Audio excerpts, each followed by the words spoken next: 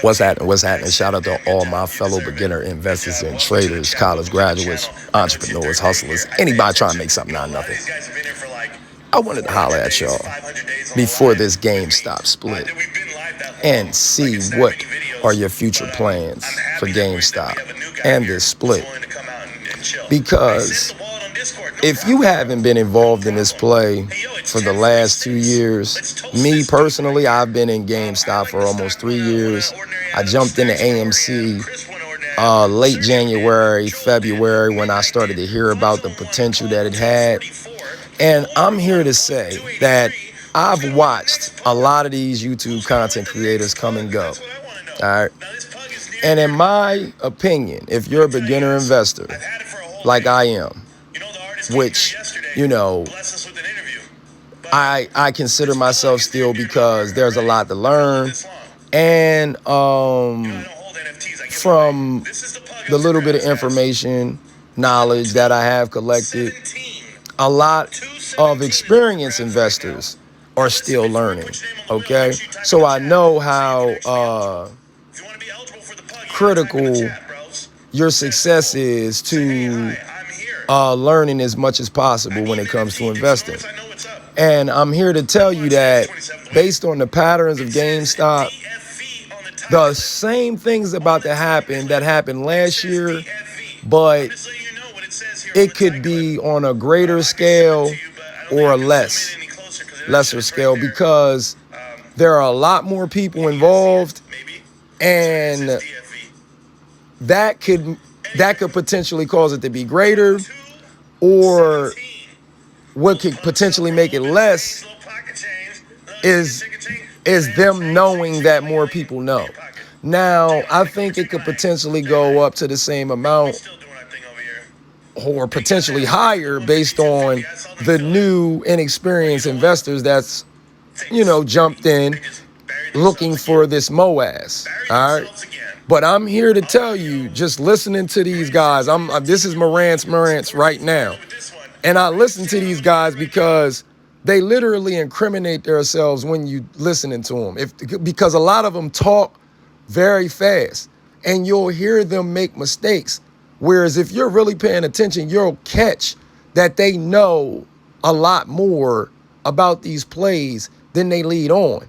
They're just using your belief in the MOAS and your disparity. You know that, like, if you're desperate, if you're struggling and you feel, like this could potentially change your life, they're using that. And that's how I feel. Now, I'm not saying you have to believe what I'm saying because I'm a content creator, pretty much as well, if I'm loading videos on YouTube. But I have nothing to gain. I'm not a financial advisor. I'm not an investing guru. Not one time have I asked you to follow a Discord. Not one time have I asked somebody to send me money or go to an affiliate link or this link or Weeble or do this or do that. But I have been paying attention to these guys, and I'm here to say that the only thing they're doing is creating the same hype from last year surrounding GameStop and AMC. And potentially based on the new investors that have no clue, that are stuck into this play, thinking, psychologically that it's going to go to $100,000 a share, $10,000 a share, they're going to use them as the floor. So when this split happens 4-1 and GameStop drops to 20, 25, $30, they're going to, oh my God, they're going to have the biggest ice cream scoop out that you can imagine. And this will shoot the sky. This price will skyrocket back to $150, maybe $200 in no time. And when that happens, that's going to keep people engaged, thinking that, oh yeah, it's running, we're about to reach. Believe me, I know what it felt like. I know what that feeling. I mean, I got sick when GameStop ran up 4 o'clock in the morning, I believe January 23rd or 4th. And I happened to open my portfolio, and I was seeing my portfolio move tens of thousands of dollars at a time. And then when it started going up to 300 and 400, I mean, I literally damn near had to take a shit, so because I had hundreds of shares of GameStop. So believe me, I know psychologically how this can keep you in tune, engaged. But if you don't think I hear these fake content creators that are trying to get you to follow discords and they're trying to get you to send them money, they have super chats, they're like pumping up NFTs, the dividend and all that, but they're not talking about the dilution of the share price. They're not talking about the dilution of your portfolio and how a split can put you in the red. They're not talking about any of that. They're just trying to keep you engaged so when this stock price drops back down, they can buy as many shares as that they can, in my opinion. Remember, I'm not a financial advisor. I'm not an investing guru. You got to have your own due diligence. But in my opinion, like I said, I've watched a lot come and go, man. And if you pay attention to these guys, they really incriminate themselves. Most of them do not know what the fuck they're talking about. And they're literally just using whatever financial information that they find about the particular arguments that we have so that they can feed us the data and technicals and fundamentals of that particular information so that we can feel some need to be satisfied with where this is going. And like I said before, if you're dealing with people that pay the officials and they actually created the game, how do you win? The only thing you can do is become understanding, as far as the way that the game is being played, and not understanding as far as putting up with it and being okay with it, but understand that you're in the matrix, and once you understand that, then you can move within it, based on what you see. You know what I mean? Like, okay, well, I understand that I'm in this game. Let me figure out what are the rules and let's see what loopholes I can move in and out of. And then that allows you to move like Neo in this matrix amongst a bunch of people that don't understand that they're even in the game. You see, so that's the reason why I wanted to do this video. Man, these people are definitely trying to keep you engaged to push this stock price back up to $150, $200 plus, so that they can make hundreds of thousands or millions more. I mean, I was just thinking the other day, like, trades and Matt Kors, they both made $1 million from call options. How did they both make $1 million and they didn't even know each other? How did Trades make $1 million and on his first channel, he was literally saying that he was only investing a year, with that year, it'd have been a year up until, around the time, he started really getting into the AMC.